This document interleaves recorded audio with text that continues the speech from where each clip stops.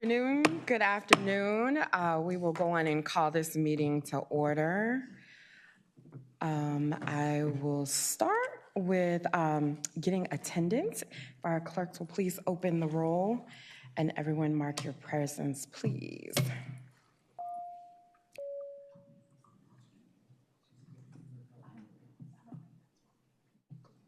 Nope. Okay. Well, we'll have a voice call. Thank you, ma'am. Thank you, Madam Chair. Delegate Maldonado. Present. Delegate Price. Present. Delegate Converse Fowler. Present. Delegate Sickles. Here. Delegate Krizik. Here. Delegate Reed. Present. Delegate Glass. Here. Delegate Cole. Present. Delegate Srinivasan. Present. Delegate Henson. Here. Delegate Anthony. Here. Delegate LaVere Bowling. Delegate O'Quinn. Here. Delegate Gilbert. Delegate Leftwich. Here. Delegate Bloxham. Here. Delegate Scott. Here. Delegate Waxman. Here. Delegate Cherry. Delegate Milday. Here. Delegate Green. Present. Delegate Phillips. Here. A quorum is present, Madam Chair.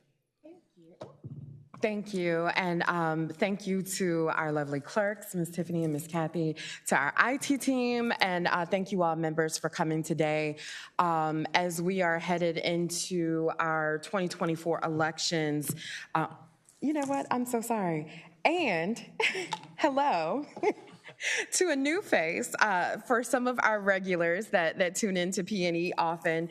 We had been staffed by DLS attorney Meg Lamb. We now have our good friend, Mr. Brooks Braun, who is working with us and will be with House P&E. So thank you so much for being here. But as we're moving toward the election, I have been receiving emails and I've been seeing reports and things. And one thing that I'm very, very cognizant about is when we all need to be working from the same information when it comes to what our election systems do and don't do. And so I've invited our Commissioner of Elections, Ms. Susan Beals, to come give us a presentation with her team so that we're all working from the same information. She'll answer some questions, and then we'll have public comment. We will see how many are offering public comment and let you know how long you have. And then we'll close out with a few announcements. Is there anything else for anybody? Okay, great. So we'll go on and ask our commissioner up to the podium and anyone she wishes to have with her, and we will turn it over to her. Thank you so much for being here today. Thank you. Can you hear me?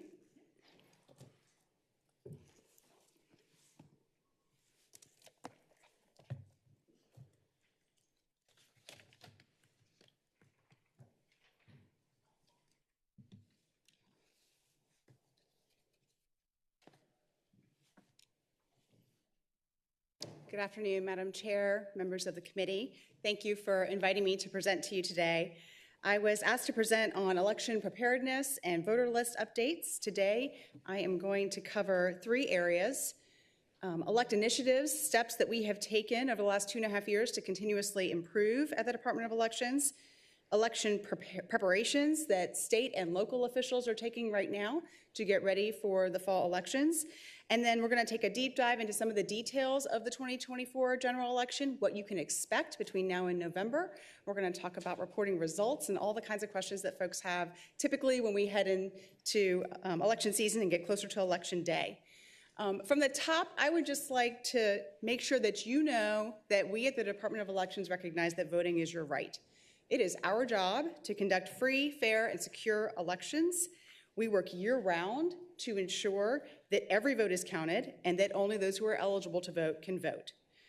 One of the things that is unique about Virginia is that we have some of the most experienced election officials in the country. And that is because we do elections a lot. We hold elections every year. We hold elections multiple times a year.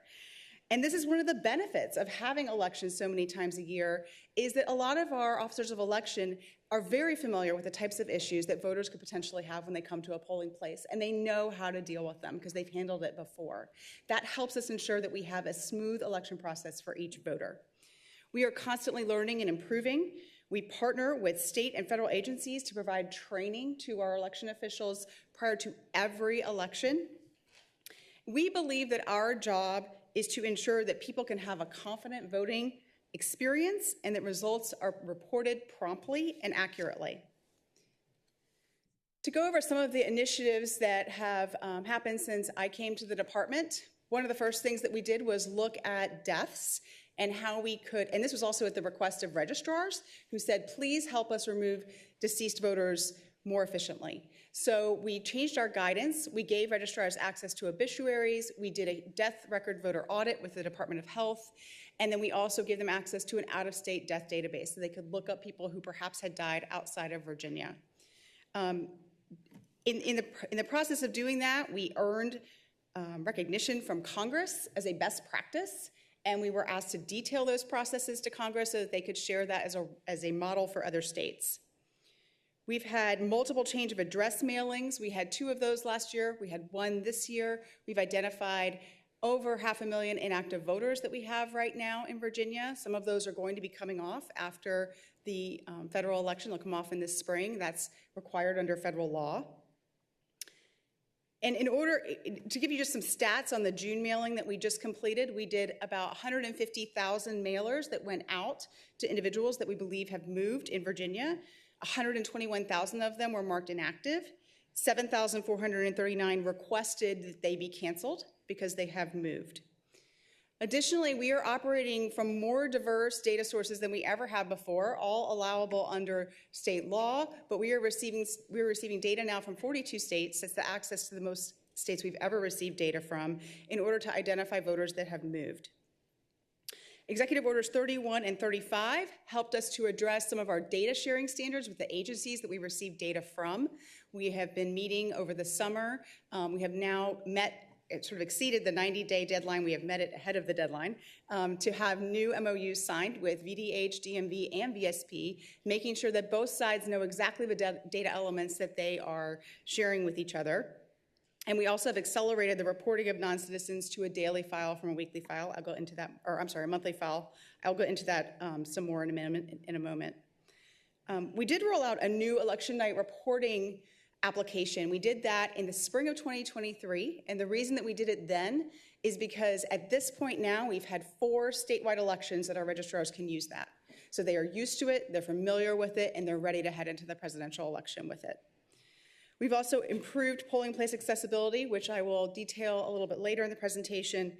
And we've done a lot of work around improved web content accessibility. It's one thing to have your website translated. It's another thing to have the documents and the PDFs on your website translated. So we've made a concerted effort to make sure that voter documents and candidate documents are translated. We also made sure that it's screen reader compliant for voters with disabilities.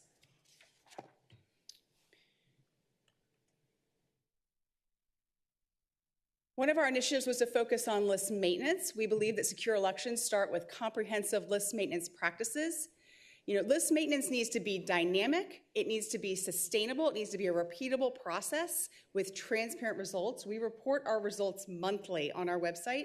We probably post about 14 different PDFs every single month on the statistics page of our website that talks about new registrations, people that have been removed. It slices and dices it by precincts, towns, localities, age, every single way you can imagine. So you're welcome to go check that out. And then all of this needs to be built in a solid legal framework. We need to make sure that we are compliant with state and federal law mostly being the National Voter Registration Act. And to the side of that slide there, you can see we tried to list out some of the different common life events that could lead to a change in your voter registration. We like to say that the voter list is updated every single day. So if you pulled a voter list today in Virginia and you pulled it tomorrow, it's going to be different because things happen to people every day and our registrars are updating it every day. You might turn 18 and it's time for you to register or become a citizen. You might change your address or your name. You might have a felony conviction or become mentally incapacitated, or you might die. Those are all reasons you would be interacting, or records of yours would be interacting with your voter registrar to have the registration list updated. I also wanted to detail for you our list maintenance data sources. We've had questions about where are we getting our data from. And this gives you an idea of all the different data sources that we receive from different state agencies. Some are federal agencies. But as you can see, under each one of these, I have gone ahead and noted the section of the code that directs us to use that particular source to get data, whether it's the Department of Motor Vehicles, other states, USPS, the Secretary of the Commonwealth, VDH, the Social Security Administration, and NAPSIS. Those are the three that we use to report deaths. Virginia State Police and DOJ, and then the courts. They all are statutorily required to send us that data. One of the questions that I'd received was about the non-citizen flagging and elects confirmation process, and I know you'll want to talk about that more, but I wanted to just walk you through the process with a little process map here so you can see exactly how that's happening. So DMV transmits non-citizen data to elect. There's two code sections there you can see. We get two types of information. We get people who walked into a DMV and declared their non-citizen status, and people who walked into a DMV and presented documents that indicate they are a non-citizen. So they presented a visa, or they presented some sort of paperwork, a foreign passport, something that where they may be in the United States and have legal presence, but they're not a citizen of the United States. That information is transmitted, it used to be monthly, it is now daily, that is sent to us, and then we take it and match it to the voter registration list and see if there are any matches.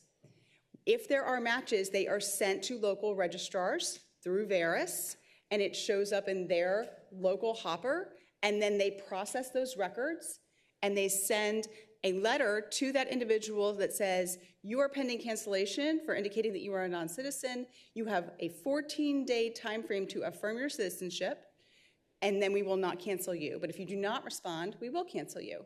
And then if they do not respond and they are canceled, you can see we sort of have the red and the green there at the end. If they do not respond and affirm their citizenship, they are sent an additional notice to let them know that they have been canceled.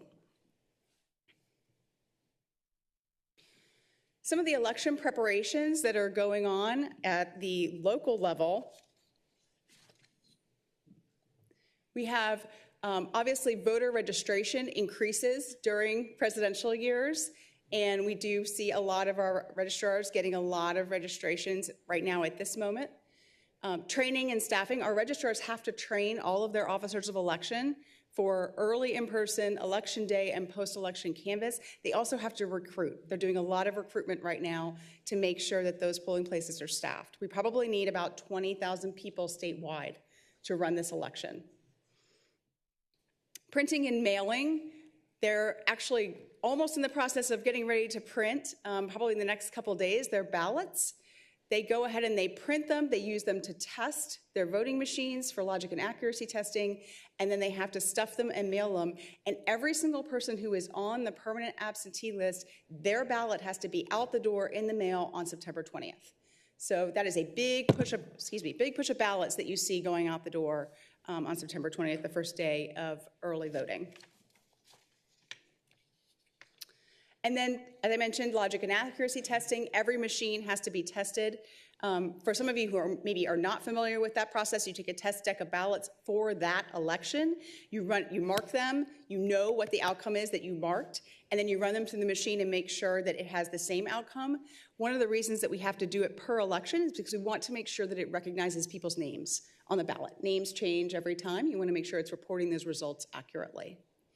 And then packing, that doesn't sound like a big deal, but it is a huge deal when you are having to pack supplies for many, many precincts. If you think about Fairfax County, they have 234 precincts. That is a cage for every single one that they have to pack and make sure it has everything that's needed for Election Day, all of the paperwork, all of the ballots.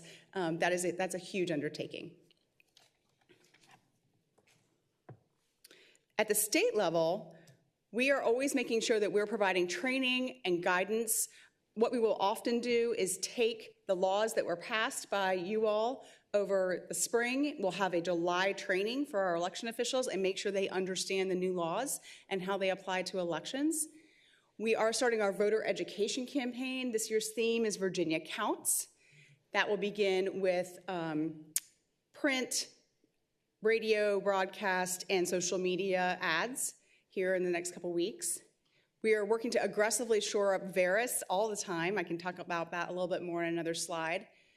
Ballot access, that is something we've been working on the last 2 weeks. That's for those third-party presidential candidates that are trying to get access to the ballot. We received at the Department of Elections 16,000 pages of petitions. There's about 9 signatures per petition. Those have to be reviewed one by one. You have to go into Veris, ensure that that person is registered to vote, that they're in the right congressional district. So many weekends and hours have been spent by elect staff proofing those petitions. And then ballot proofing, that's going to start here very shortly, where if you have my background is in Chesterfield, so that's what I think of. They have 86 precincts. They have to have a different ballot style for every single precinct. They have to send us all of those. And we have to proof every single one to make sure that they meet our ballot standards before they can go ahead and print them. As I mentioned, the training that we have created this year is trying to respond to some of the needs that we're seeing. Our annual July training had different segments that were geared a little bit more towards a presidential election. You see there were write-in certification for presidential elections, election night reporting, preparations for conducting a risk-limiting audit. We are going to have a statewide risk-limiting audit this year of the U.S. Senate race. Our board voted to do that yesterday. Also, we provided new training in terms of ADA accessibility for polling places. We also provided a specific training for officers of election. One of the things that I remember from being at the local level is people signing up to be officers of election at the last minute, and the registrar going, how am I going to schedule another training? How am I going to, I only have 3 days until election day. How do I get another training in? And so Elect is providing an online version that they can direct people to that they can take when they sign up at the last minute. And then also election observer training so that everybody knows what the rules of the road are there and everybody knows what to expect when they come to a polling place. Again, our voter education campaign is going to talk about information that voters need this year.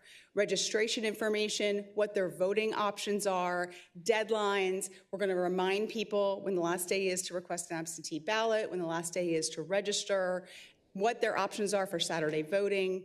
And again, as I said, we're going to use print media. We use a wide variety of multi-language newspapers that we provide ads for. We do radio ads across all different genres, and then we use social media quite a bit as well. As you may know, we've been working over time to try to continue to strengthen Veris and make it function as best as we can. One of the things that we did in the fall was we hired a new CIO, and he came in, and the first thing that he heard from registrars is, we're having to wait too long in the mornings to get reports. When you have 133 people trying to get the same report out of Veris at 8 o'clock in the morning for every single day of early voting, because they have to get a report that says who voted the day before so that you can't vote again, that puts a lot of strain on the system. And to his credit, he was able to go ahead and find a way to offload some other things to make those reports run faster and be immediately available for our registrars.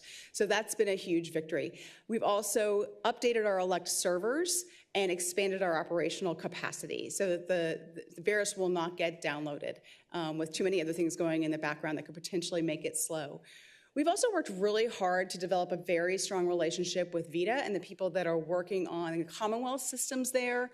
There is ongoing communication between our folks and them to the point where they text each other now if they have a problem because they have that relationship built so things can be dealt with immediately. And we also VITA has been very gracious in offering change freezes so that during the week of elections, nothing will change across the Commonwealth. We'll make sure that nobody's touching anybody's system that could potentially upset anything. We were approached last year by the Disability Law Center. They had done a survey of polling places to determine their accessibility for voters with disabilities. And they came to us and they said, hey, we've surveyed 500 some polling places across the state. We have some concerns. We really would like to work with you to try to make this better. And we said, let's do it. Let's get to work. And so we created a training, as we said. We created a checklist. We made every single electoral board in the state go and visit every one of their polling places and determine if they were accessible to voters with disabilities. And then they ran their survey again in 2023, and you can see the results right here. We've had some remarkable improvements in terms of curbside voting signage and accessible door. We were already pretty high in the accessible pathway category, and increased also in parking that's closest to the door. One of the benefits that we have in Virginia is that a lot of our polling places are schools. So they're already ADA accessible. It gets more difficult when you sort of get out of government buildings. But we understand that accessibility is a journey. It's not a destination. We had the disability law folks come to our annual conference. They gave a training for all of our registrars this summer, and we're continuing to foster that relationship with them and keep up that communication. Let's talk about the November general election. To start with, let's talk about what's on the ballot. So at the top of your ballot is going to be president and vice president. Everyone will vote for that. Everyone will be able to vote for their member of Congress this year, and everyone will be able to vote for one Senate seat. Additionally, every voter will be able to vote for the constitutional amendment that is the tax exemption for spouses of those who died in the line of duty. Now, in some other localities, there will be additional races, local races, whether they be school board races, and then they'll also have some bond questions, depending on where you live. That could be on your ballot. Some important dates related to the election. Obviously, early voting starts on September 20th. That's a couple weeks away. The last day for someone to apply for an absentee ballot is the 25th. We have those 2 Saturdays of early voting. We have Election Day, where every polling place will be open from 6 a.m. to 7 p.m., and then the day after the election, we start canvass. And that is when our local electoral boards go back and double check results, and they adjudicate provisional ballots, and they deal with the same day registrations that may have come in on election day. From November 16th to December 1st, those results then go to the state for a third check, where our staff checks the abstracts that is sent from the local electoral boards for accuracy. In there, during the same time, we're also going to be doing 2 risk-limiting audits. One is going to be of a randomly chosen congressional district, and then one will be a statewide audit of the U.S. Senate race. That's going to be the week before Thanksgiving. And then finally, on December 2nd, the State Board of Elections will certify the results. I wanted to briefly go through the life of an absentee ballot. A lot of people have questions about how this works. And are we a state that mails ballots to everybody on our voter registration list? No, we are not. In Virginia, if you would like to get an absentee ballot, you must be an eligible voter and you must request one. So ballots are only sent to registered voters who request them. Once a voter receives their ballot, they have to complete the ballot and deliver it back quickly, whether that's in the mail or in a drop box at their registrar's office. The elections office receives the ballot and checks a couple things. It has to have the last 4 numbers of your social security number, it has to have your year of birth, it has to have the same address that you're registered to vote at, and it has to have your signature. Then it goes over to the central absentee precinct, which is inside the registrar's office. They check the voter into the poll book, they scan the ballot into the machine, and then they wait. They do not run the results tape on that machine until after all voting has stopped on election night at 7 p.m. Finally, at 7 p.m. on election night, an officer of election hits the button, they run the results tape, and then a general registrar enters results into the election night results system. Once a registrar receives a ballot back for an individual and they are checked in, that person cannot vote again. They will be marked in the poll book as having voted, and if they tried to go and vote on election day or through early voting, a flag will show up and it'll say, I'm sorry, this person has already voted. Some of the specific things that we do in Virginia for how we protect your vote, we have a documented chain of custody for ballots. That means we have paperwork that says where ballots are in every phase of the process. The number, on election night and in a cap and anywhere that there's voting taking place, there's a reconciliation that occurs in every precinct. The number of voters who are checked in on a poll book has to equal the number of ballots that were used, and that has to equal the number of ballots that were counted in the machine. And if that's off by even 1, there has to be an explanation for why. And there are some very normal reasons that that could happen. If you were an individual and you checked in and you got a ballot and you went to mark the ballot and you messed up and you needed a new one, then they would have issued more ballots than ballots were counted. If you are somebody who is coming to a primary and it's a Democratic primary and you're a Republican and you come in and say, I don't want to vote in this primary, but I didn't figure that out till I got to the voting booth and saw Democrat on it, then that would be an issue where you have a ballot that's been, someone checked in, they have a ballot, but no ballot was counted, right? And so all of our officers of election will document that, and that's some of the paperwork that electoral boards are reviewing during canvass. As I said, our voter lists are updated daily. That includes new people, people who have moved, and people who are ineligible.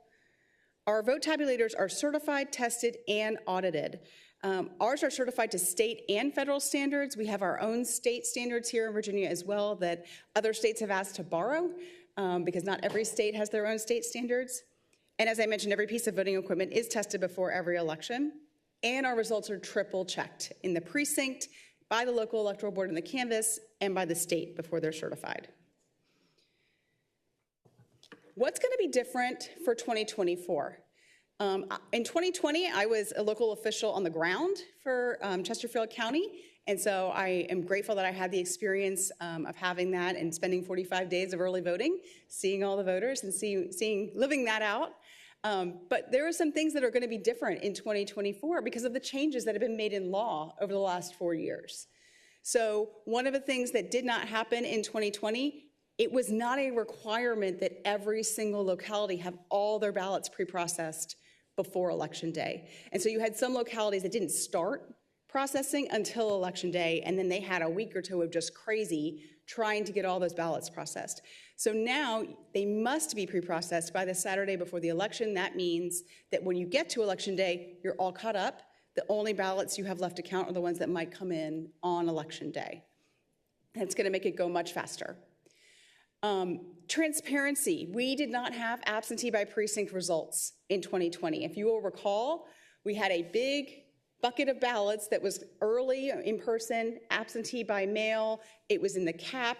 It came in later in the evening, and a lot of folks said, I'd like to know what's in there and where those ballots came from. And so we passed a law, you all passed a law, to require us to report by precinct. So now in every precinct, you can see what are the early in-person votes, what are the mail votes. It's all broken out for you. And then finally, things should be faster this time. In 2020, locals were told to continue counting until 11 o'clock and then go ahead and start tabulating at 11 o'clock for their absentee and their early in-person votes. We are telling them to hit the button at 7 o'clock. As soon as polls close, they should be hitting the button and getting those figures reported. So we're very hopeful that we'll have more transparent, faster results this year.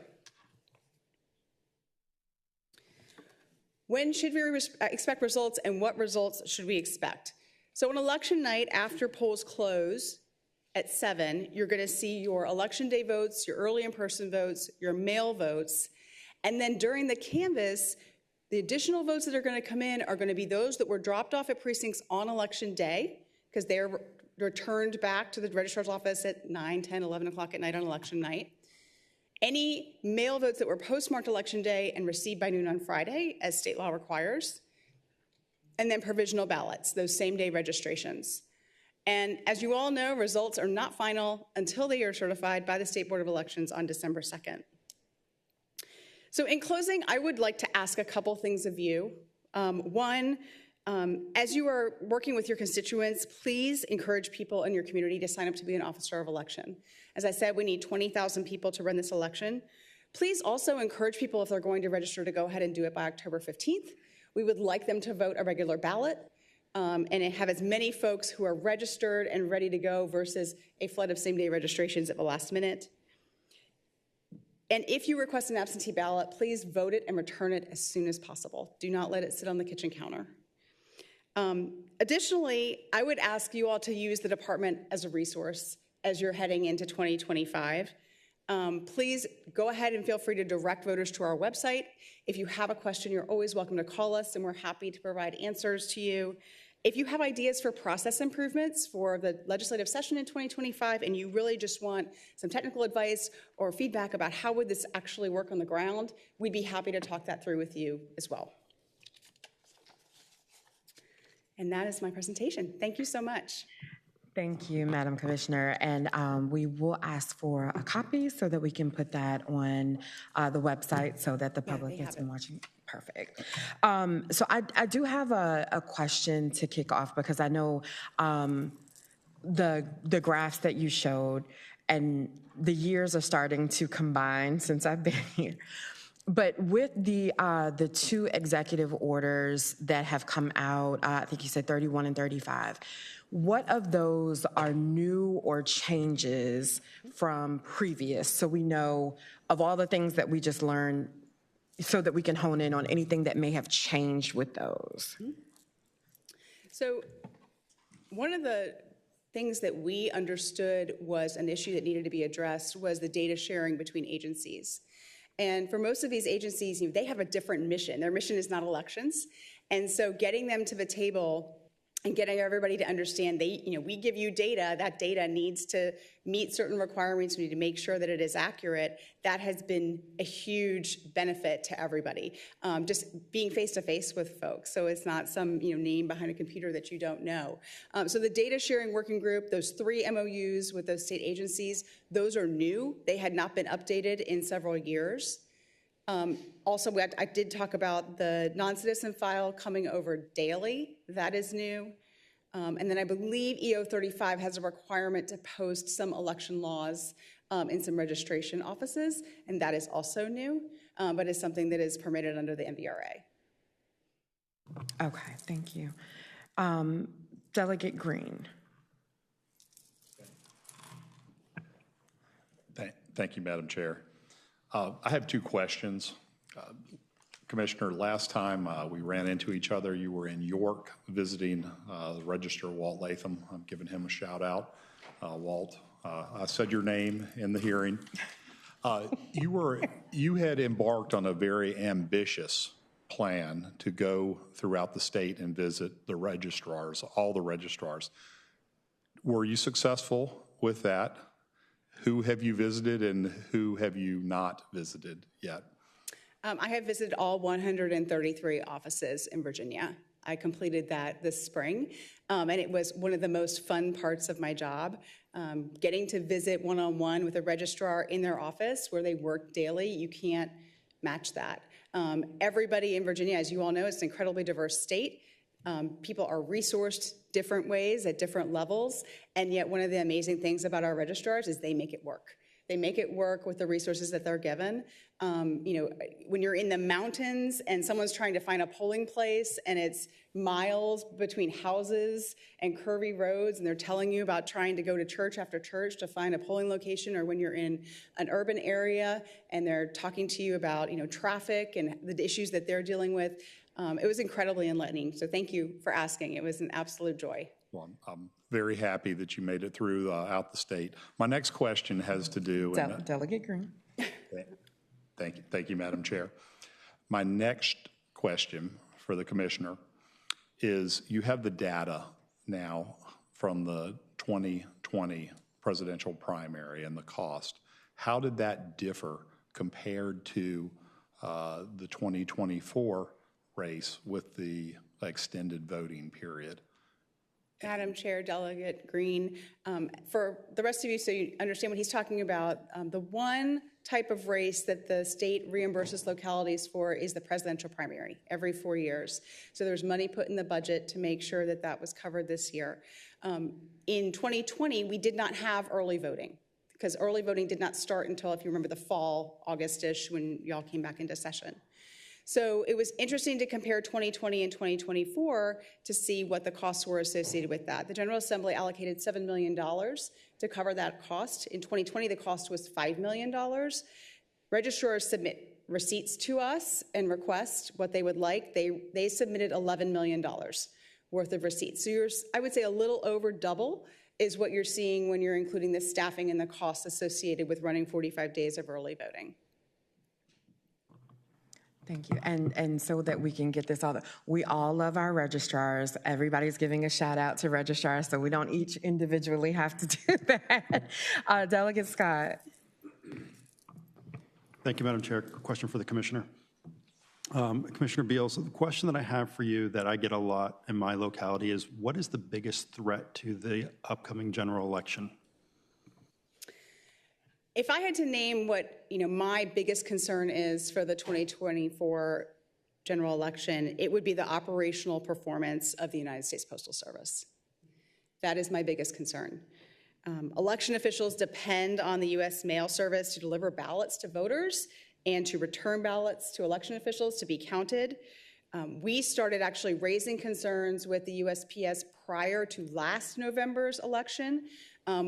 Virginia was a little bit of a canary in the coal mine on the issue of USPS and their performance because we had that statewide election in 2023, and a lot of other states did not, right? That's their off year. We started hearing from registrars that they were having issues with mail ballots not being delivered to voters, not getting them back in time, ballots coming back as being undeliverable to voters who have been in the same place for a very long time and have not moved. When we started hearing these, we immediately reached out to USPS. We had an in-person meeting prior to the November election. We had another in-person meeting after the November election, did a bit of a hot wash. We still had the same concerns. I went to Congress in February myself and met with members of our delegation. I met with both senators' offices. They sent me immediately to their committees. The same day, I met with committee staff to detail the types of issues that we were seeing in Virginia. I also raised it with my Association of State Election Directors. Since that time, we've seen a big ramp up and an acknowledgement from a lot of states that they're having issues with this transformation that USPS underwent. And I think that, it's been frustrating for us because every time we've raised issues, we've been assured that they're going to be addressed. And then the subsequent elections, we're not necessarily seeing them get addressed. We're seeing some of the same issues. Now we hear last week, I believe, there was a news article that they're going to be reducing their service to rural areas. And rural voters, we would have great concern for them if they're trying to, this isn't for mail going to the rural voter, but it's mail coming from the rural voter into the mail system, that there would be an additional day or two delay with that. So the key message that I would have for voters is if you are choosing to vote absentee by mail, make sure once you request your ballot, if it's been a week or two, go ahead and call your registrar's office and ask where it is. And as soon as you receive it, turn it around and put it back in the mail. Don't let it sit. I know folks who sometimes they get their ballot and they go, well, I'm just going to let it marinate here and think about it. You can't do that this year. You need to make sure that you mail it back, or you can drop it off at a drop box at your registrar's office. You can also drop off your ballot at a polling location on Election Day. Thank you. Sounds like they have a lot of options. Delegate Milday. Thank you, Madam Chair. I have a question for the Commissioner. I hear from my constituents that some of them worry about the security of the elections, and specifically they ask about whether the machines are being, the vote counts can be manipulated, or the total tallies after they're taken out of precinct can somehow be manipulated. Would you just speak to that for a moment? Madam Chair, Delegate Mildy, Election Day in Virginia is a relatively low-tech affair at this point. The machines by law cannot be connected to the internet. That is a law that the General Assembly passed. The poll books are loaded with a poll book for that particular precinct. They are also not connected to the internet. And so in terms of what's going on inside the precinct, there is nothing that is connected to the internet on Election Day. In terms of cybersecurity in general, is the security of the voter registration system. That is something that we work very closely with our federal partners on to make sure that we have hardened everything that we can in our systems. We also work very closely with our locals through our voter registration system security advisory group. They are the ones that come up with the locality election security standards that we update annually. We just updated those again yesterday. Our board did. And then we also mandate that every single user of Veris has to go through security awareness training every single year, or else they lose access. So we do a lot of things around cybersecurity to try to make sure that certainly the statewide voter registration system is secure, but when it comes to the actual tabulators and what's happening on Election Day, I can give you an example. I think in March in Loudoun County, in one of their precincts, they had a bomb threat at a school, and they moved everything out in the parking lot and kept voting. The machines have a battery backup, and nothing stopped. The voting continued. So, you're able to do it under a tent. You can do it. Not going to get to Dr. Seuss, but there's a lot of different ways that we can continue voting when we have issues that come up. And I guess the other thing I would say too is that our election officials, they think through every potential issue beforehand and come up with a plan. So they have a backup plan if something happens in a precinct. Thank you. Delegate Kruzak? Thank you, Madam Chair. If you'll indulge me, I have two two questions I'd like to ask. The first, I wanted to come back to Delegate Green's and what you had mentioned about and your admonition to our constituents that they, when they get that absentee ballot, that they turn it around. Could you tell us, and you meant, and I guess perhaps you have that in a report that you gave to Congress when you testified regarding the absentee ballot issue in the mail, slow mail. Can you tell us what kind of percentage of ballots don't get counted, or because they just don't arrive in time, and has that changed over the years? Is it gotten worse? Is that the canary in the coal mine that you've been using for your concern regarding the slow postal service? So late arriving ballots, I don't have an exact percentage for you. I can get that for you if you would like. But the types of issues that we were seeing with voters is particularly voters who had lived in the same house for decades. All of a sudden their mail was undeliverable. So the registrar tries to mail you a ballot, it gets delivered back to the registrar as undeliverable with one of those yellow stickers. We had some cases where voters are trying to mail their ballot to an elections office and it's being returned to the voter as the elections office being undeliverable. We had long delivery times, and we had examples of ballots that were sitting in processing centers for days. We were also, and just to be clear, I did not testify. I went and had one-on-one meetings with members of our delegation. We've reached out to many people beyond the USPS. We have had meetings with the Postal Regulatory Commission, which is an oversight agency that looks at the post office. We've met with the postal inspectors. They started doing sweeps of processing centers in Virginia leading up to the election. So we have tried to come at this from every single angle that we can to get it addressed. And certainly our congressional delegation has been on top of this issue. If you've been keeping up in the papers, they were on the front end of making this an issue as well. Madam Chair, to follow up, thank you, Commissioner. And a lot of what you mentioned is anecdotal, and obviously you don't have the numbers in front of you, so I understand that. But what I'm trying to get at is there are some people who just never fill it out. It stays on the kitchen counter, and we all know those constituents, and some of them are family members, and we won't say any names, but they just never get around to getting it done, and you wonder what the heck, and especially when your name's on the ballot. But but I do, but I'm just wondering if there's a number there that's kind of a normal number, a percentage, if you will. Is it 5% or 10%? Is that kind of a normal spoilage number, if you will, of those that just never do get? And has that changed, or should we be worried that has gotten all of a sudden jumped up to a 20% or something like that? Right, and I'm sorry I don't have those numbers for you. I can certainly look that up and get back to you. Okay. What I am hoping to change is the expectation of voters that if I put my ballot in the mail, 5 days before Election Day, that it's going to get there. You need to plan further out than that. Thank you, Madam Chair. So my second question. Delegate, your third question. My Delegate third Cruz. question. Thank you. This is on a different topic, and that's why I call it my second. But thank you for indulging me, Madam Chair. On the, and you're absolutely right that every vote is important, and so what you're doing is good there. On the, you mentioned that Congress has given us some kind of kudos for best practice regarding taking people off those who've passed away, and that's done on a daily basis. Can you kind of walk us through the process? I guess it used to be, and correct me if I'm wrong, but it used to be that it was just data from the Virginia Department of Health, and now you're going out and you're getting some other, you mentioned 2 other resources. Do you mind just kind of walking us through the difference, how you're doing it differently now, why it's getting these kudos? I mean, and kudos to you that you're getting the kudos, but I just wanted to know a little bit more about that process.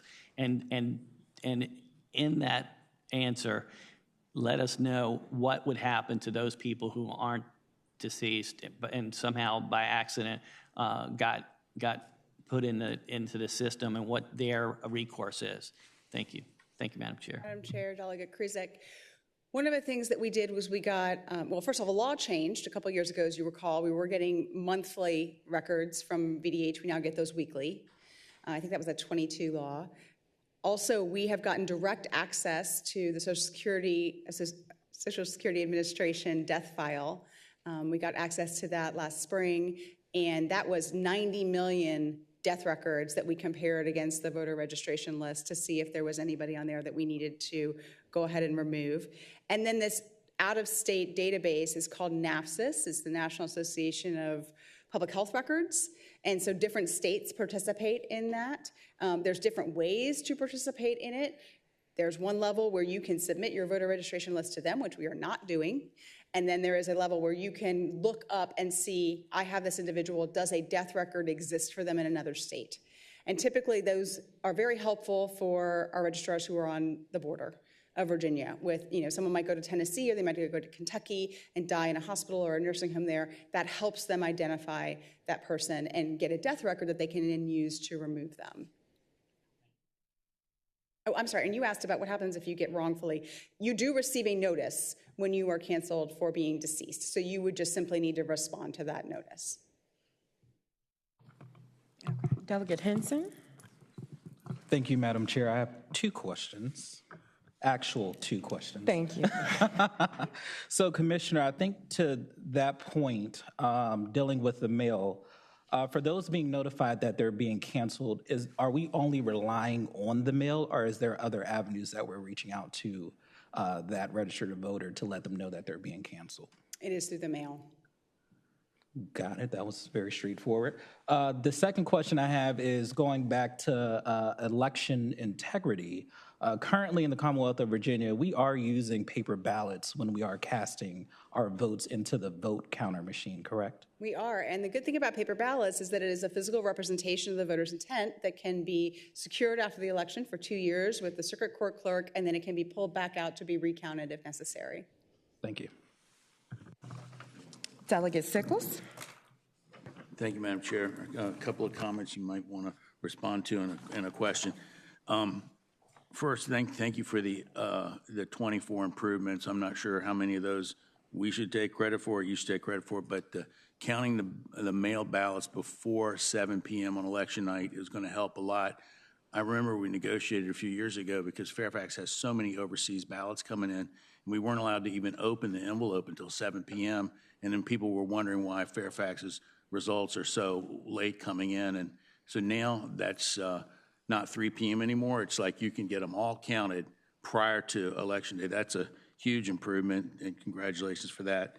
Also, I would encourage you to check out what registrars are being paid around the Commonwealth, especially the principal deputy registrar, and ask the governor for, when he does his budget, to adequately fund the registrar's offices because I think they're underpaid immensely, and a lot of jurisdictions out there, my rural friends, don't help, with the registrar pay.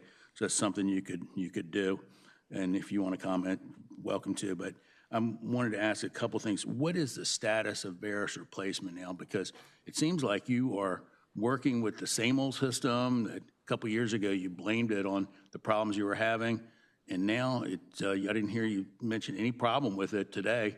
And we were really close to procuring a new system at one point. So where is that?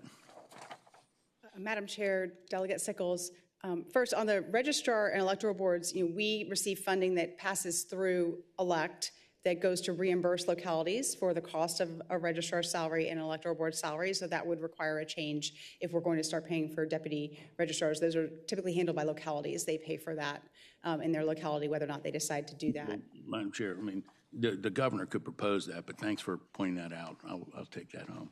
But that could be proposed. He's allowed to propose anything he wants in his budget, but thank you. And I'm sorry, the second part was about?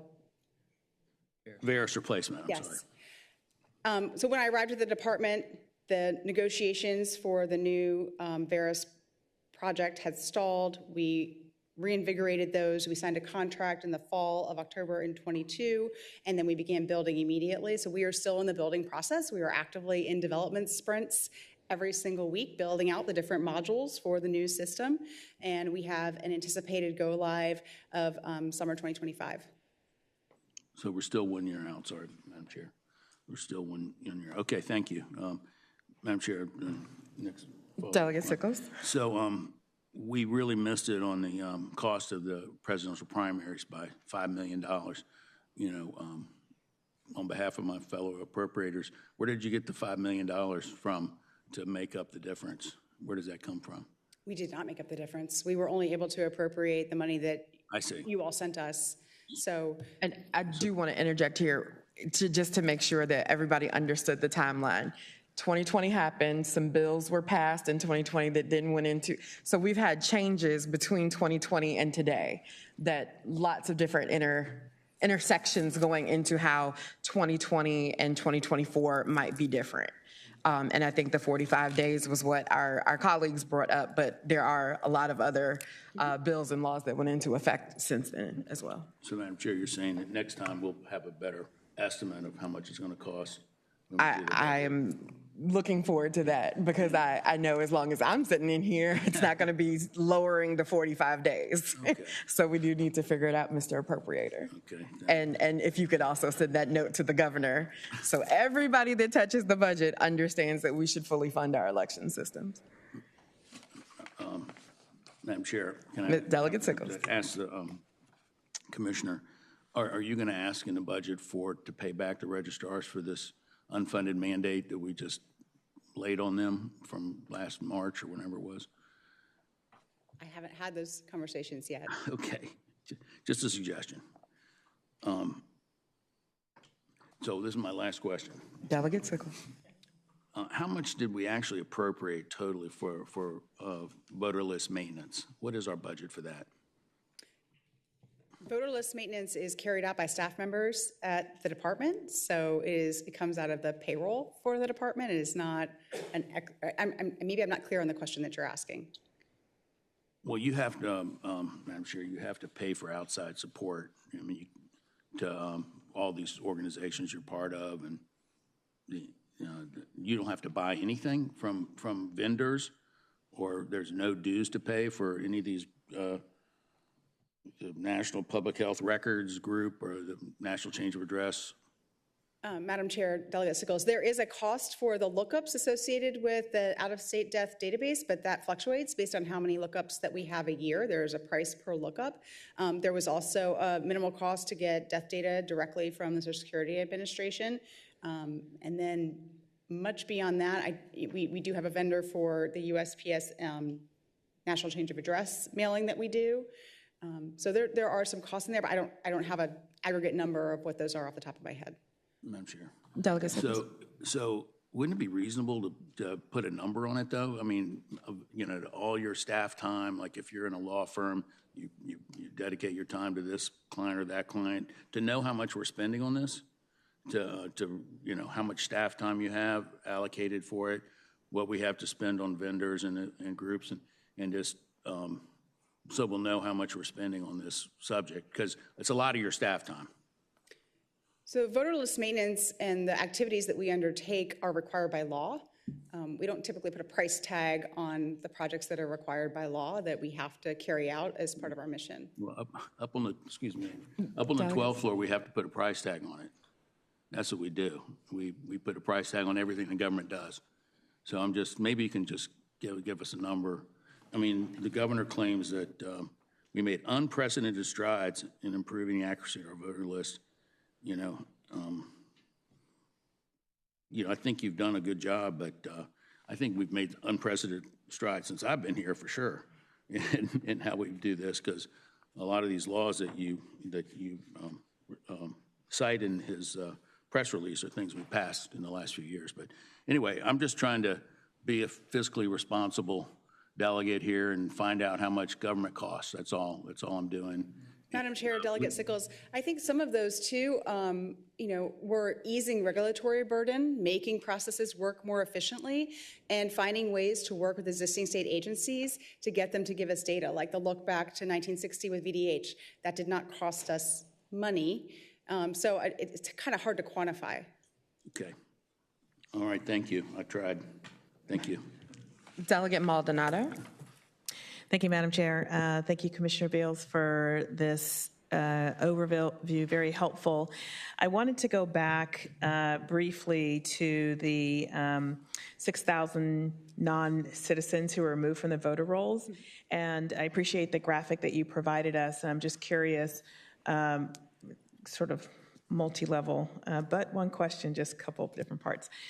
Was the process that you outlined here today the process that was in place to identify and remove those 6,000 non-residents from the voter rolls that were mentioned recently? Delegate Price, or Chair Price, Delegate Maldonado, yes.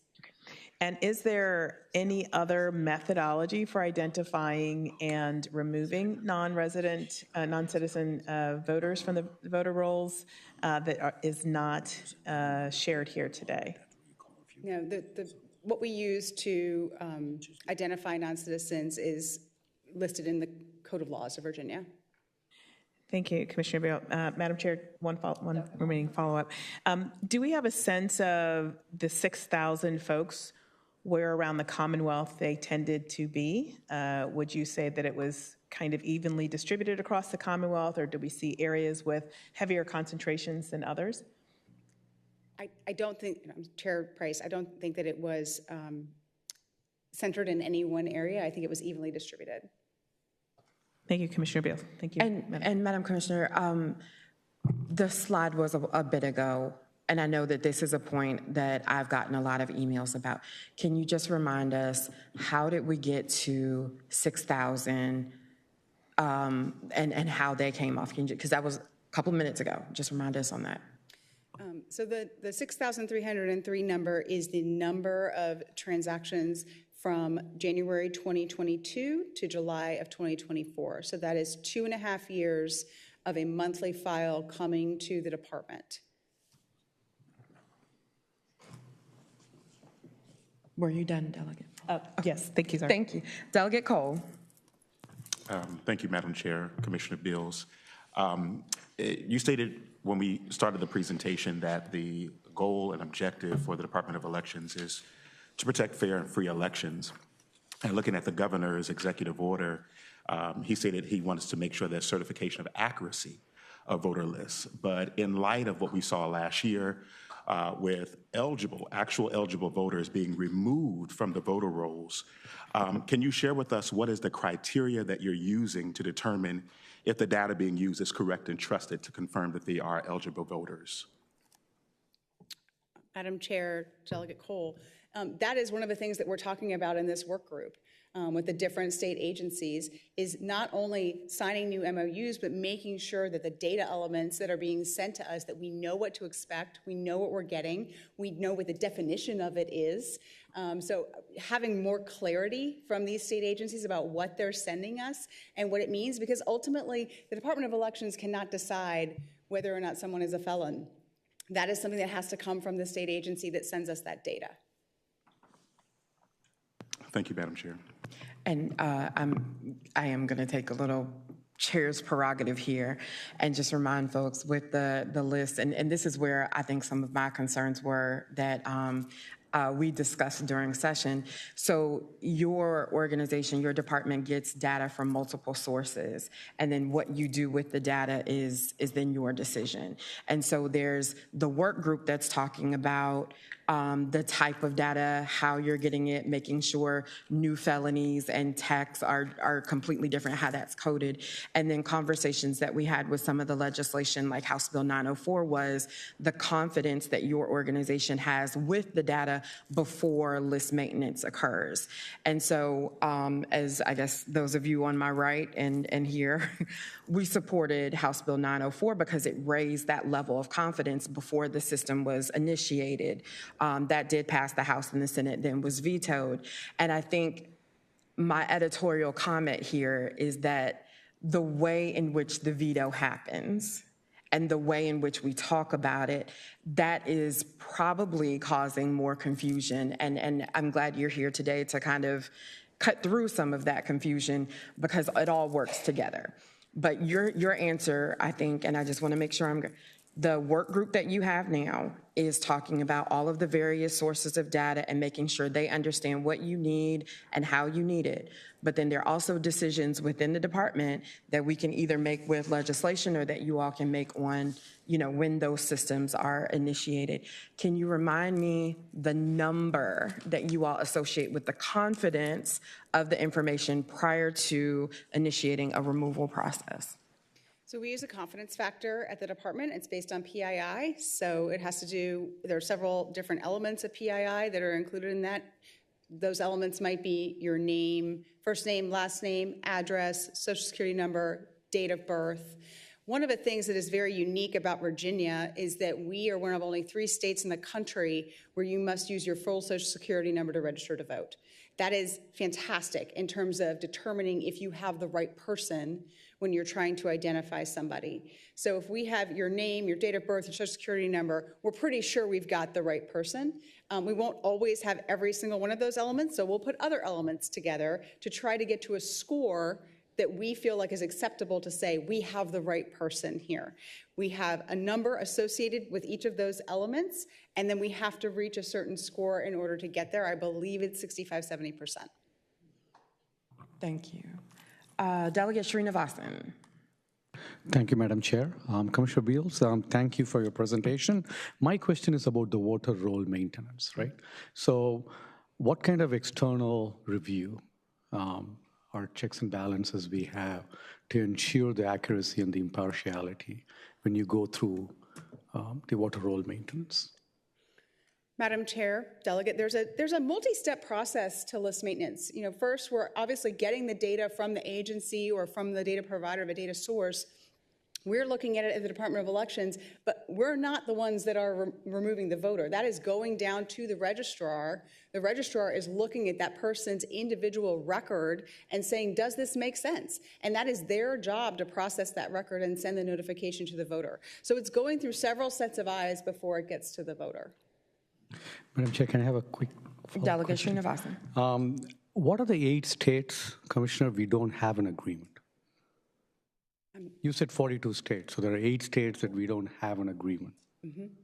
Those are states that typically don't participate in voter list exchange. I will tell you California and New York tend to be 2 of them. But there are some states sort of around the country who just don't choose to participate. North Dakota does not have voter registration, so they don't participate. So different states have different laws that allow them to participate in data sharing. Thank you, Madam Chair. Delegate Glass. Thank you, Madam Chair, Madam Commissioner. So we've talked a lot learned hopefully a lot about the removal process, but what happens if a person is incorrectly removed? What's that process for reinstating, and how quickly can that be done if they find out that they've been incorrectly removed? Madam Chair, Delegate Glass, as it relates to non-citizens specifically, or across all? Across the board. Okay. What's that process for those folks? Sure. So you can respond to the letter that you receive. You're going to provide contact information for your general registrar. You can call them. You can go online and re-register if you believe you were canceled in error. You can same-day register up to and including Election Day. There's a lot of options for voters to get back on the rolls if they feel like they were canceled in error. Madam Chair, follow-up? Gratitude, Madam Chair. So I imagine that, or let me ask, what kind of feedback have you received from, or if any, from local registrars or local election officials, maybe even the public, regarding any voter maintenance, and how has that been addressed? So has anybody been coming and saying anything to you outside of us hearing from our constituents? What's come your way, and what parts of this has been addressed already? Madam Chair, Delegate Glass, we definitely heard from registrars when we made it more efficient to remove deceased voters. That's something that they had been asking for a while. I think they were very frustrated when somebody would come in and maybe say, my loved one passed away, can you remove him from the list? And then they would have to go back to that person and say, well, unless you have their death certificate, unless we get a record from VDH that tells us that, we can't do anything. And so trying to make that process more efficient so that we actually had a new form that we created so that a family member can inform on the death of a voter, but we have to, obviously have the paperwork to track that and keep that so that we have that in the file. So just trying to be creative and find ways to make this process work better. I think it's very frustrating for a registrar to know that there are people on your list who should not be on there, especially in small towns. You know the person that died, you may have gone to the funeral, but you can't remove them because you don't have the death record from VDH that says that they died. Gratitude for that, and I also imagine I've heard the sentiment of getting that loved one's ballot in the mail is also triggering. So I understand why on both sides of that. Thank you for your response. Thank you, Madam Chair. Thank you. Delegate Converse-Fowler. Thank you, Madam Chair. Madam Chair, I wanted to ask the Commissioner if she, about the confidence scores and the PII, I think you referred to it. What other information, it can't just be their names and social security numbers and addresses, what other information is included when when the 70% confidence score to get to that score? You can include a suffix, if they are a junior or a senior, a middle name, a previous address. There's a lot of different pieces of PII that can be included in that. Follow up, Madam Chair.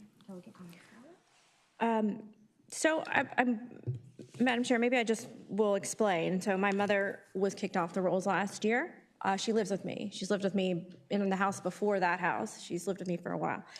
And she was kicked off the rolls, and when she went to vote, the one time I had a 4-way primary, she couldn't vote, and they told her to do a provisional, and at the time her health wasn't good, and she ended up wanting me to take her into the registrar, and it didn't work out. So my question was, she votes every year, and I couldn't figure out why she had been kicked off the rolls, and then she did present me with the paperwork that she received and didn't understand and thought she could just go in and vote. It was very confusing to her. So I guess my question is, there has to be other information besides a suffix, and is there any voting history involved? Like, what other pieces of information could bring a confidence score all the way up to 70 to be able to decide that they need to get a letter and be in this batch of people? First, I'm very sorry that happened. I would be happy to talk to you offline about that and get to the bottom of what happened there and what notification she received and why that might have occurred. I would need to know what the reason was, and I don't want to know, it's her personal business, but the reason that, what was indicated in the letter that she received as to why she was removed, but I would be happy to try to get to the bottom of that with you. Madam Chair, one last follow-up. It was just to ask if would the letter identify the reason? Would that letter identify the reason? Because I don't. Madam Chair, it should. It should. Yes, ma'am. Thank you, Madam Chair. Thank you. Delegate O'Quinn. Thank you, Madam Chair. Madam Commissioner, so with all the numbers that are getting thrown around, it wasn't part of your presentation, but was just curious. So we have, I guess, roughly 8.6 million residents in Virginia. Of those 8.6, and if you don't know the answer, it's okay, we can get it later, but do you know how many are eligible to vote, or to be registered to vote, and how many of them are actually registered of that 8.6 million? As of August 2024, we have 6,280,912 registered voters, so about 6.28 million registered voters in the Commonwealth. That's already a 2% increase over last year. We're going to see our numbers go up over the next couple of months, as you can imagine. September is typically the largest year for that, for leading up to the election. In 2023, the Federal Register said that we had in Virginia 6.8 million voting age individuals in the Commonwealth. So you can kind of do the math and see what the difference would be in those who are not registered, but also be taking into account those who might be ineligible to be registered. All right. Thank you, Madam Chair. Delegate Henson. Thank you, Madam Chair. Commissioner, my question kind of goes back to what Delegate Glass and Srinivasan was stating. When it comes to the list maintenance period, is there a freeze period? Because I know, we're in August, we're talking about list maintenance and people being removed from the rolls. Is there a freeze period before an election happens? And if so, is that based upon our due date from Department of Elections to provide a report to this commission by October 1, or how did we come to that freeze period? Madam Chair, Delegate Henson, the National Voter Registration Act, which is the federal law that dictates a lot of what we do around list maintenance, says that you may not remove anyone after 90 days prior to an election, so for us that would be August 7th, for the reason of them having moved. So anything else that would make them ineligible to be registered, for example, if they died, that can continue. It is only for if they moved. So our deadline for traditional voter registration, because I know we have same-day voter registration, right? So our deadline for traditional voter registration is October 15th. if I check my information today, do I still need to check my information before 11:59 on the 15th because there are processes that are still ongoing that are removing people from the rolls? If you died, you would be removed. Yeah. Other than having died. Say all my prayers today. No, I'm just wondering because I don't want to leave the lingering implication or question out there, right? So that is the steadfast rule for if you die, or if you, I'm sorry, you said if you move. Move. If you move. So the ongoing if you die, but for the other reasons that you get information for, are those removals still happening, ongoing, even up to our election day after that deadline? It would not be after that deadline. Okay. Thank you for the clarification. Delegate Cole. Thank you, Madam Chair. Commissioner Beals, I recently read an article, I think it was about 2 weeks ago in the Loudoun Times, which talked about the Loudoun County pulling back early voting days. And so could you just share with us, enlighten us, who gets to determine the days, times, and the number of locations early voting for each locality and what they have? Madam Chair, Delegate Cole, the way that the law was written, it is up to boards of supervisors to establish polling places based on information that they receive from registrars. So a board of supervisors has to pass an ordinance that details where their satellite voting locations are going to be based on information they receive. The 2 Saturdays prior to the election is in law, so that is required. That happens no matter what.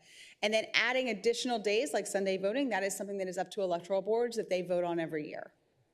And Madam Chair, follow up? Thank you. And just for public information, what is the best ways for us to find available information on the localities and their early voting and locations as well? Madam Chair, Delegate Cole, you can go to our website, elections.virginia.gov, or you can go to your locality's website for your county or your city, and they'll have election information for you there. Thank you, Madam Chair. Thank you, Commissioner. Thank you. Delegate Glass. Gratitude, Madam Chair. Commissioner, so this question is with regards to not just security, but also sort of preparedness. Can you elaborate for us in the event of bad weather and the electricity goes out or cyber attacks, God forbid, right? What are some of the steps that you all are prepared for or have prepared localities for in the event that those sorts of things happen on Election Day? Madam Chair, Delegate Glass, our local registrars prepare for every potential eventuality, including having generators on site, having very strong relationships with their county and city officials so that they can swoop in at a moment's notice if they need to. Some of our larger localities have rovers who drive around with extra equipment in case something goes down so that they can replace it very quickly. So I think in terms of weather or issues with electricity, we are in constant communication with Dominion and the other power companies, and we also work with the SCC so that if there is a power outage, we can get information extremely quickly and get that back up as soon as possible. We talk to them ahead of time. We talk to them on Election Day. One of the things that we just did this week is we sent the electric companies all of our polling locations. So they know where they are. They know what the areas are that they might need to double check. Is the transformer working next to that school? Is there anything that we need to replace? So we are doing a lot of things in the background to try to make sure that we're prepared. Delegate Waxman. Thank you, Madam Chair. I was hoping that I could just review some of the figures that the Commissioner gave to us about numbers of citizens and registered voters. Did I understand there's about 8.6 million people in Virginia? And that we've got estimates that 6.8 are eligible to vote? And that we have 6.28 million of those that are registered to vote? That's correct. So if my math is right, that's about 93.6% or so of the people that are eligible to be registered to vote have actually gone through the process to be registered to vote. Madam Chair, Delegate Waxman, that is a testament to the DMV and to online voter registration. They are, having an interaction with individuals there and making sure that they're getting them registered. Thank you. I'm just amazed that many people have done that. That's incredible. Thanks. Delegate Maldonado. Thank you, Madam Chair. Madam Commissioner, in case I missed this, I apologize, but I want to just clarify. So you have shared with us that by a certain date, unless somebody is deceased, you wouldn't be pulling people off the voter roll, and that maintenance updates and cleanup lists are done as part of the staffing duties. Is there a specific timeline? So is it done weekly, monthly, quarterly, or what have you? What is the frequency and the timeline of the voter list maintenance? We receive data, Madam Chair, Delegate Maldonado, we receive data at different times from different agencies. So we actually have a calendar that we send to registrars that says, here's the day this month you can expect to receive this file. So some, like deaths, as I said, they come weekly. Some our non-citizens are coming daily. Other files are coming monthly. And so we map that all out for them so they can know when to expect those files. Thank you. We should hurry up because there's no one else in the queue. I do have one last question. I am a podcast junkie and was listening to and trying to sift through. Virginia is different than other states, but I do know the Attorney General in Michigan and the Secretary of State have issued warnings, very public warnings that say, listen, if you are in charge of certifying results, you are expected to do your job if, everything has hit the mark. Has there been any kind of communication from either your office or the Attorney General's office that you know of to remind anyone that plays a part in local certification or state certification of election results that they are expected to do their job? I actually gave a speech on this at the not the most recent, but the State Board of Elections meeting before, detailing that because there were questions around certifying the results of the 5th Congressional District primary. Certification is a ministerial duty. And there are avenues for individuals for a losing candidate, if they have concerns about an election, if they would like to raise those concerns, they can go through the courts. They have the option to contest the election. If it is a close election, they have the option to request a recount. But none of that can start until you have certified results. You have to have somewhere to start. And so you need to certify first, and then you can pursue those other avenues through the courts. Thank you. Thank you, Madam Commissioner. I do not see Delegate Sickles. Everyone has a right, Delegate Sickles.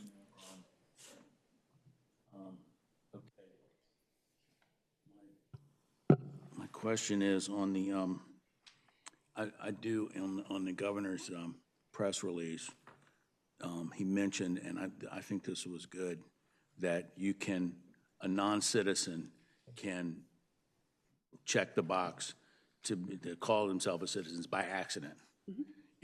And that, is anything being done with DMV to reduce the incidence of people accidentally saying they're citizens when they're not citizens? Because that's the largest number of how these non-citizens occur on the voter file, isn't that right?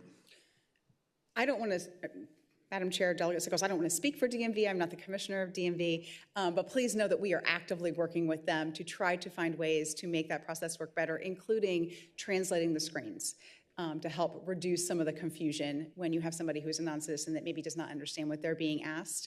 I do also know that if they have somebody who does not speak the language, oftentimes they will offer that person a paper translated version of our voter registration form that is translated into 4 languages. So that is an assistance they provide as well.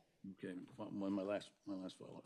Delegate Sickles. So since we had these non-citizens registering by accident or on purpose, did any of them vote? You should know, whether they voted or not. So as I stated, I'm sorry, Madam Chair, Delegate Sickles, this process for us receiving that data from DMV, we take it into Elect, we match it to the voter registration system, and then we send it to registrars. And they are the ones who process it and send the cancellation letter to the individual voter. That is, we do not run each individual and look at their record to determine if they have voter credit.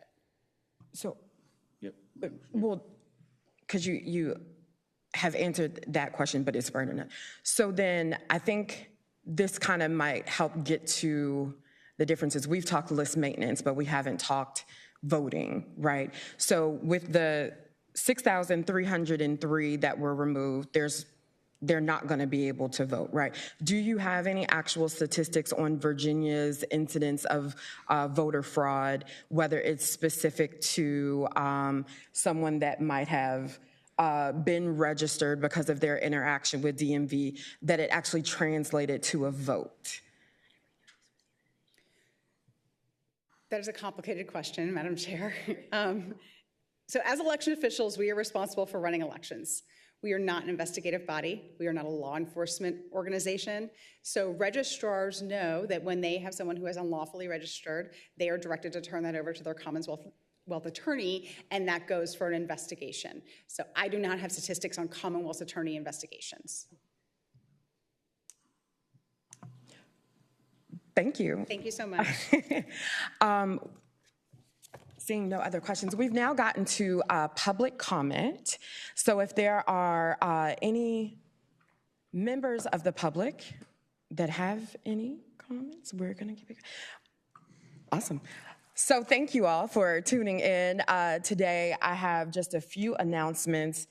Just double checking. Everybody good? Okay. So we want to thank the commissioner and her team for a thorough explanation of Virginia's election systems. And I'm very appreciative. The entire purpose today was for us to all come and leave working off the same page of music. And I think with that, we might have ideas for tweaks that we want to do next year, but we know what's in place for this year. And I do want to offer some summary here.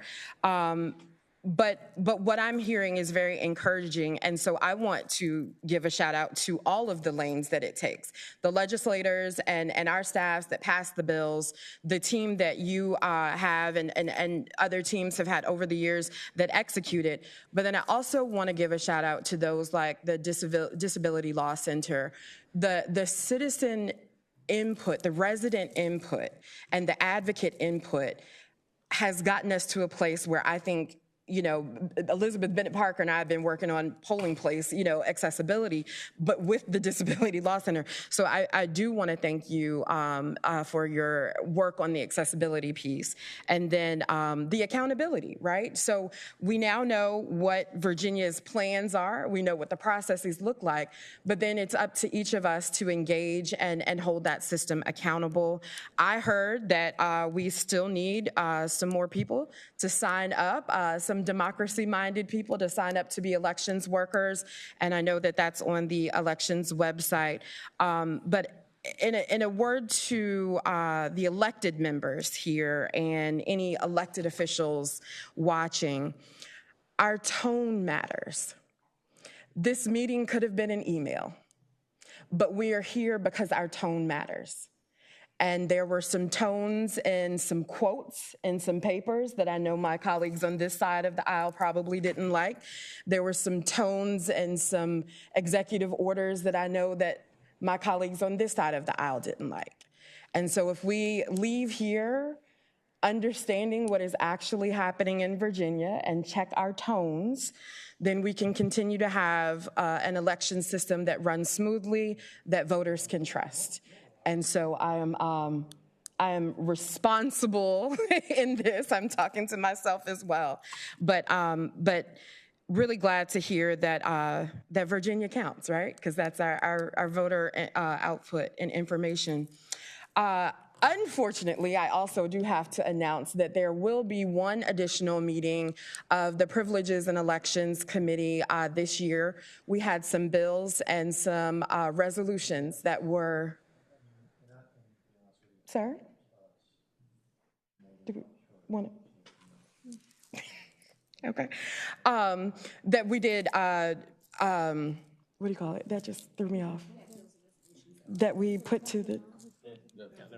Continued. Thank you. Continued to 2025.